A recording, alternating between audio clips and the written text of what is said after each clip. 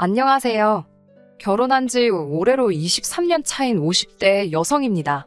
이날 이때까지 어디서 제대로 제 이야기를 해본 적이 없어서 어디서부터 어떻게 시작해야 할지 모르겠지만 두서가 없더라도 들어주시길 바랍니다. 처음엔 친정에 얘기를 하고 털어버릴까, 친구들에게 하고 털어버릴까 생각도 안 한 것은 아니지만 그것도 그때뿐이지 결국엔 제 얼굴에 침 뱉기가 되지 않을까 싶어서 쉽지가 않더라고요. 그래도 다행인 건 남편만큼은 제 편이고 저를 이해해준다는 거예요. 하지만 역시나 살아온 지난날들에 회의감이 든다고 해야 할지 제 마음을 저도 한마디로 딱 정의 내리기 어려울 만큼 복잡하고 어렵다 싶습니다.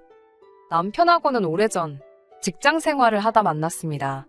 남편은 사내에서도 나름대로 인기가 있는 사람이었고 저는 솔직히 예쁜 얼굴은 아니라서 남편처럼 좋다 하는 사람이 있고 그런 것은 아니었어요. 그런데 그렇게 같이 직장을 다닌 지 3년인가 되었을 무렵 남편이 저더러 만나보고 싶다고 하대요.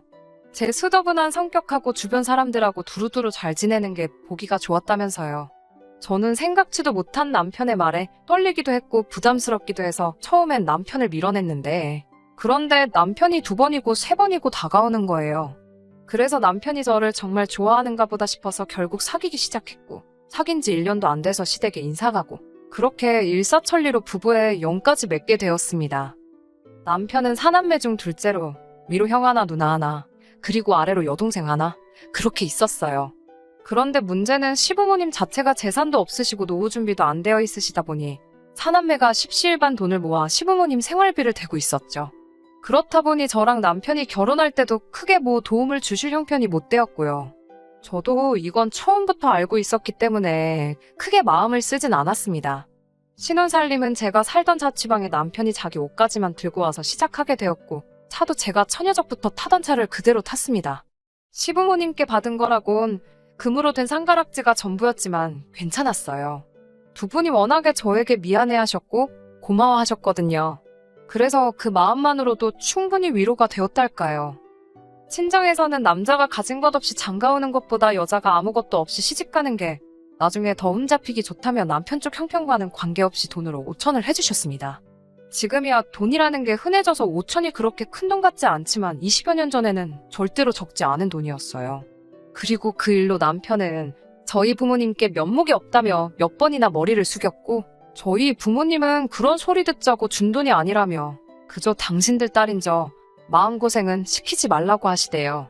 그리고 실제로 남편 한 사람만 놓고 말하자면 제 마음고생을 시키는 일은 거의 없었어요. 술도 안 하지 담배도 안 피지 다른 여자에는 관심도 없지 오로지 일과 가정밖에 모르는 사람이었습니다. 하지만 그럼에도 불구하고 남편과 제 사이에서 큰 소리가 나는 경우가 종종 있었는데 그건 상황 자체가 시댁과 관련이 되어 있을 때였어요. 특히나 시부모님이 돌아가신 이후로는 일이 더 복잡해졌지요. 처음에 아버님이 돌아가셨을 때였습니다. 아버님은 매년 의례껏 하시던 건강검진에서 생각지도 못한 간암 판정을 받으시고 이후로 병세가 급격히 악화되어 6개월 만에 돌아가셨거든요. 그런데 그 6개월 동안 솔직히 자식이 많다고 해서 좋은 것도 아니라는 걸 제가 제 눈으로 똑똑히 보고 뼈저리게 깨달았습니다. 아들, 딸의 사위 며느리까지 하면 8이나 되었는데 누구 하나 선뜻 아버님을 모시고 병원에 가겠다 하는 사람이 없었으니까요. 그리고 부끄러운 이야기지만 저희 남편도 마찬가지였습니다. 물론 제 남편인 만큼 대변을 해보자면 그 시기에 남편이 다니던 회사가 상황이 좋지가 못했어요. 당사자의 의사와는 관계없이 회사에서 대규모 구조조정이 단행되기도 했고요. 저는 진작에 애들 육아로 인해 회사를 관두고 전업주부를 하고 있던 상황이었으니 한마디로 저희 애들까지 해서 3사람이 남편 하나만 바라보고 있던 상황이었지요. 그래서 남편은 휴가니 뭐니 그런 것들로 괜히 눈에 띄고 싶지 않다고 했고 그리고 저는 남편이 벌어다주는 돈으로 생활을 꾸리는 사람으로서 그런 남편에게 자식이 돼서는 어떻게 그럴 수 있니 엄니를 따지며 한마디로 자식된 도리를 하라는 그런 잣대를 들이댈 입장이 못 되었달까요. 그리고 사정이 그렇다 보니 남편의 형, 그러니까 아주버님네도 이해가 안 가는 것은 아니었습니다. 일단 아주버님네 경우 형님이 애를 데리고 해외에서 지내고 있었고 아주버님은 기러기 아빠였는데 기러기 아빠한테 솔직히 뭘 제가 기대했겠어요? 그렇다고 하나 있는 아들 공부 좀 시켜보겠다고 나간 형님더러 제가 뭐라고 들어와라 마라 할 상황도 못 되었고요. 그리고 그런 의미로 시동생에게도 기대치가 없었습니다. 시동생도 저희 남편처럼 외벌이의 직장 생활을 하고 있었으니 본인은 바빠서 못한대지. 그러면 시동생 대신 동서라도 좀 도와주면 겠는데 동서는 뭐 가타부타 말이었고. 그리고 동서한테 뭐라고 해도 시동생이 해야 하는 거지. 제가 나설 자리는 아니잖아요. 그래서 뭐 말을 못했죠. 그리고 솔직히 신우는 남편보다 2살이 많았는데 당시 저희 첫째랑 비슷한 나이대에 아들을 키우고 있었어요. 그리고 하는 말이 애는 엄마가 키워야 하지 않겠냐면서 자기는 애를 키워야 돼서 병간호는 못한다고 하는 거예요. 솔직히 그 이야기를 들었을 땐 한마디로 황당 그 자체였습니다. 제 손으로 자식 키우는 거야 당연한 거고 틀린 말은 아니었지만 아무리 그래도 그렇다고 부모를 나몰라라 하나 싶은 게 참으로 황당했달까요? 하지만 제가 신우랑 뭐 시시비비를 따질 것도 아니고 해서 그래. 그냥 내가 한다. 내가 하자. 그렇게 됐던 겁니다. 제가 유별나게 착해서도 아니고 희생정신이 강해서도 아니었네요. 말 그대로 아버님이 그래도 저를 애틋해 하셨고 저희 애들도 예뻐해 주셨고 그리고 그걸 떠나서라도 인간 대 인간으로 자식들이 나몰라라 하는 상황을 아시게 될까봐 그게 마음이 쓰였거든요. 그래서 그냥 제 스스로 후회 남지 않을 만큼만 하자는 생각으로 아버님을 챙겨드렸습니다. 하지만 제 정성이 부족했던 건지 결국 반년 만에 돌아가시대요. 그런데 아버님 돌아가신 이후에도 남편을 제외하고는 저한테 말이라도 고생했다 수고했다 하는 사람이 없었습니다. 그저 그 와중에 자기 앞으로 뭐 콩고물이라도 떨어질까 그 생각만 하는 눈치들이었어요. 뿐만 아니라 정작 어머님이 제사 이야기를 꺼내자 또 다시 약속이라도 한 듯이 조용해지는 걸 보고 있자니 정말 질리대요. 그래서 제가 하겠다 했습니다. 그거 뭐 매달 지내는 것도 아니고 1년에 몇 번이나 되나 싶어서 덕 쌓는다 생각하고 제가 하겠다 했어요. 다시 한번 말하지만 제가 유별나게 착해서도 아니고 저도 나름대로 바라는 게 있어서 한 거예요. 아버님이 어디선가 저희 가족을 지켜주시겠지 하는 뭐 그런 걸 바랬달까요. 그리고 그렇게 흐른 세월이 자그만치 10년이 훌쩍 넘었습니다. 그 긴 세월 동안 저희 가족뿐만 아니라 제 친정에도 그리고 시댁 식구들에게도 이런저런 크고 작은 일들이 있었죠. 그런데 이렇게 표현하자면 좀 그렇지만 친정은 나날이 사정이 나아진 반면 시댁은 그렇지가 못했어요. 일단 친정의 경우 친정어머니가 언젠가 재개발 승인만 나면 대박이 날 거라며 꼭 쥐고 계시던 아파트가 있었는데 그게 정말 재개발 승인이 나면서 순식간에 집값이 2배도 넘게 올랐거든요. 그리고 그런 과정에서 여윳돈이 생기신 친정어머니가 애들 대학 학비에 보태라고 목돈을 저에게 쥐어주셨지요. 뿐만 아니라 저희를 데리고 유럽이며 어디며 해외여행도 가주셨네요.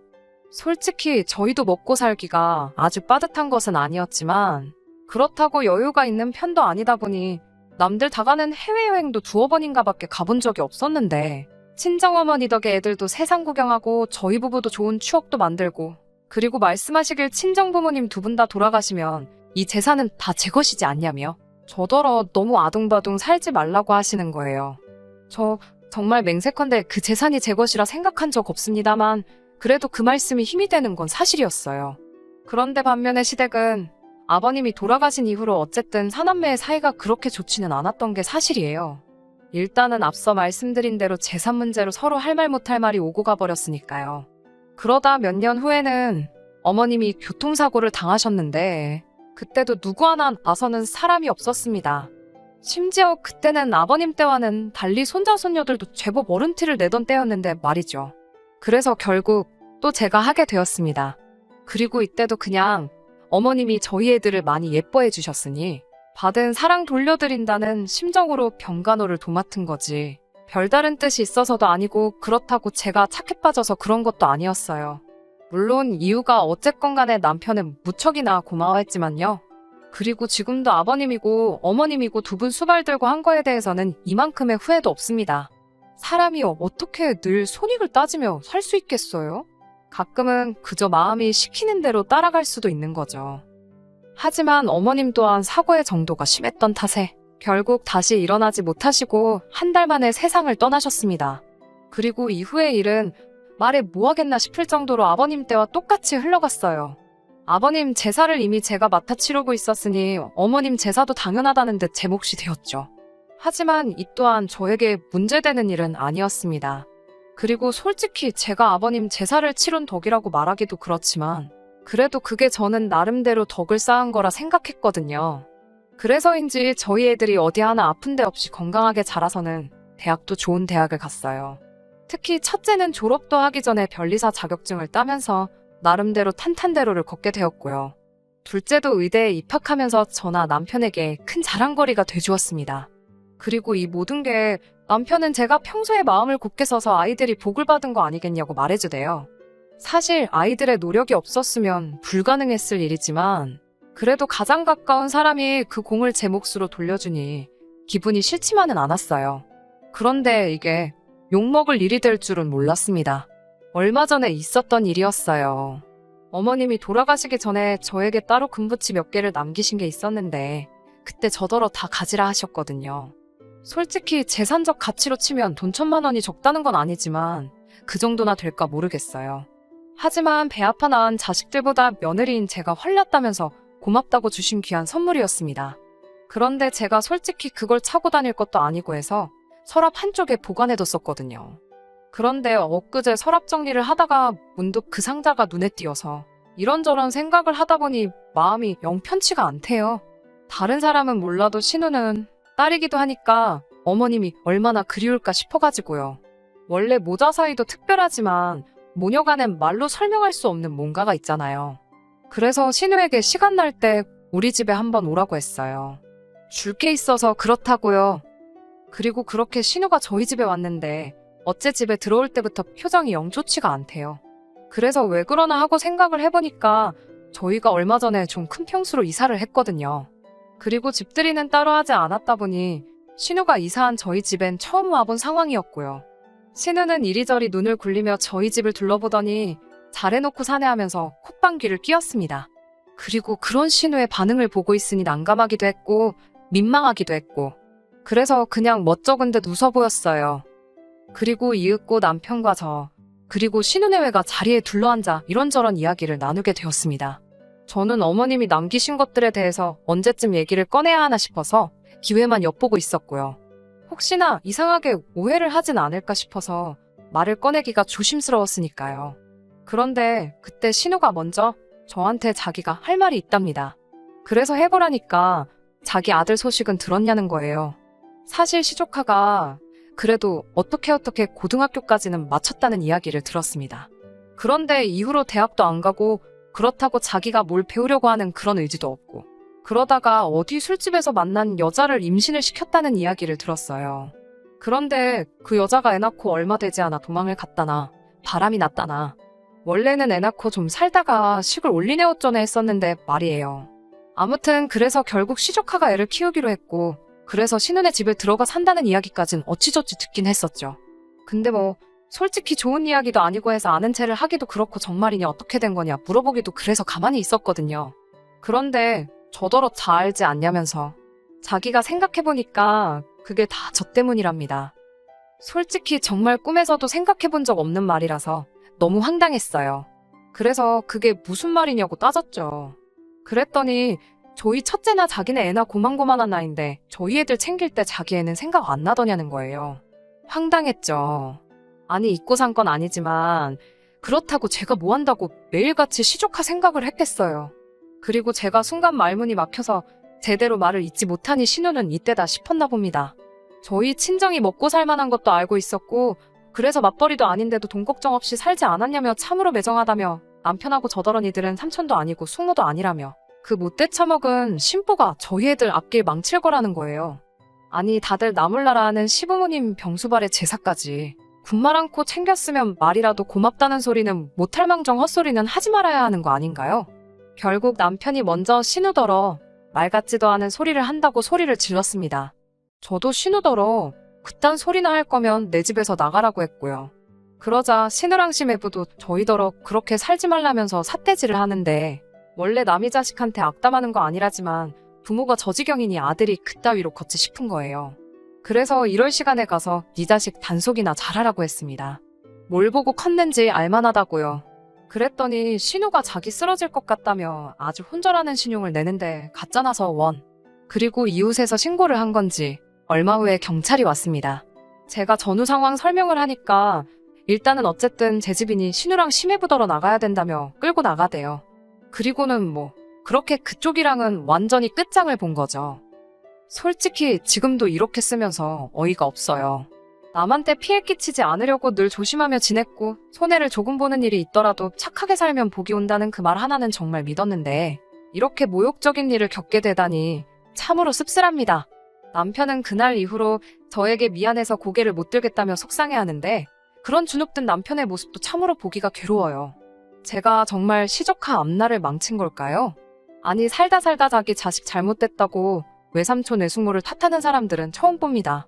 전에는 망나니 같은 시조카 때문에 신우가 고생이다 싶었는데 이제는 저런 부모 밑에서 자라서 망나니가 됐구나 싶어서 시조카가 불쌍하네요. 끝까지 들어주셔서 감사합니다. 오늘의 사연은 여기까지입니다. 구독과 좋아요, 알람 설정 부탁드리고 더 좋은 사연으로 다시 찾아뵙겠습니다. 감사합니다.